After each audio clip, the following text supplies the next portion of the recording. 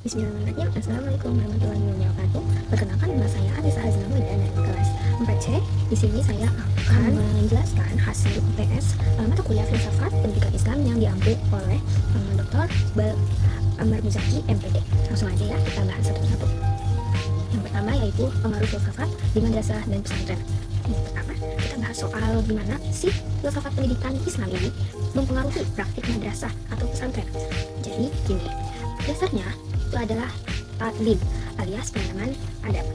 Pendidikan di sini bukan cuma soal mentransfer ilmu atau biar pintar saja, tapi bagaimana sih membentuk karakter itu.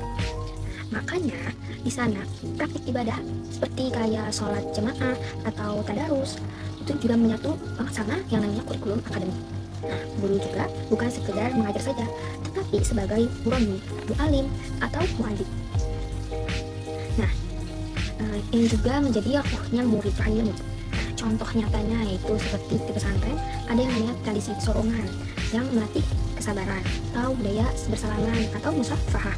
Sebab itu juga sebagai tanda hormat kepada sumber ilmu. Lanjut ya ke slide selanjutnya, yaitu perbandingan filsafat dengan barat.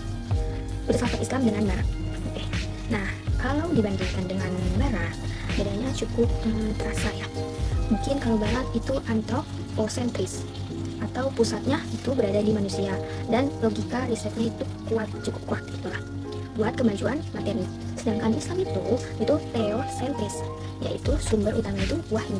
Tujuannya biar kita tidak bahagia di dunia saja tapi di akhirat juga.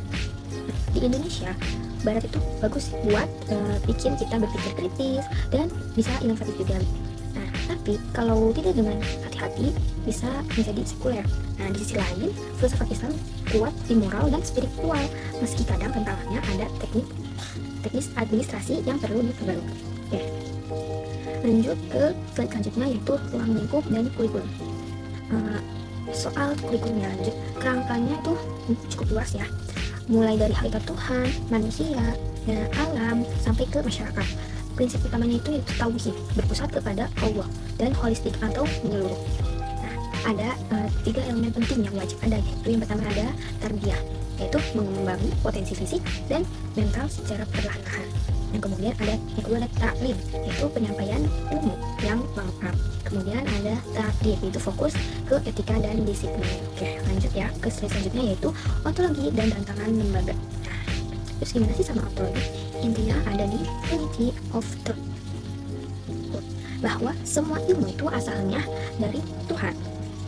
Asal sekarang itu sering ada di kotomi atau pemisahan antara ilmu agama dengan ilmu ilmu. Solusinya, lembaga pendidikan harus berani integrasiin sains dan Islam. Kita harus sadar kalau belajar sains itu sebenarnya juga cara kita buat bertadabbur atau mengulangi tanda-tanda kebesaran, merenungi tanda-tanda kebesaran Allah di alam semesta ini. Ya, lanjut ya ke slide selanjutnya itu urgensi epistemologi. Kenapa sih epistemologi itu penting? Nah, biar kita gak mudah kemakan hoax atau pemikiran yang sesat. Caranya itu dengan menyatukan wahyu, akal, dan intuisi kitanya. Kalau kita terapin, bakal lahir menjadi masyarakat yang punya budaya tabayun atau suka klarifikasi, kritis, dan enggak fanatik buta. Oke, lanjut ke slide selanjutnya, aksiologi dan kualitas pendidikan. Sekarang kita membahas soal nilai atau aksiologi. Menurut saya pendekatan yang paling efektif itu adalah uswah hasanah atau bisa dibilang sebagai keteladanan guru.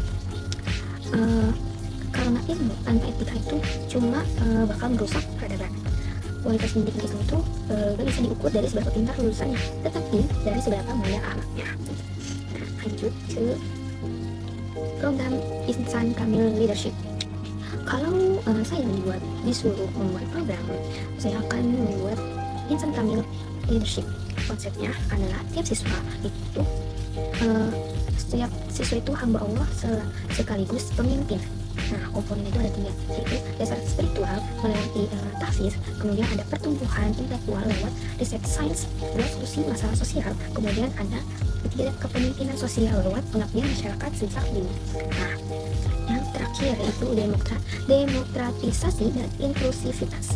Nah, soal keadilan pendidikan di Islam ada prinsip musawah yang artinya itu semua orang punya hak yang sama buat belajar, tidak tanpa ada melihat kasta. Nah, sistem itu harus inklusif buat siapa saja, mau itu kaya, miskin, atau mempunyai keterbatasan fisik lainnya. Contohnya bisa melewat pemanfaatan dana seperti zakat atau wakaf untuk buat subsidi pendidikan dan kurikulum yang menghargai perbedaan budaya. Oke, mungkin ya itu saja ya penjelasan singkat dari saya soal tentang filsafat pendidikan Islam. Ini ada beberapa referensi yang saya pakai, yang saya ambil. Semoga bermanfaat. Yang sudah nonton semoga bermanfaat. Terima kasih. Sekian dari saya. Assalamualaikum warahmatullahi wabarakatuh.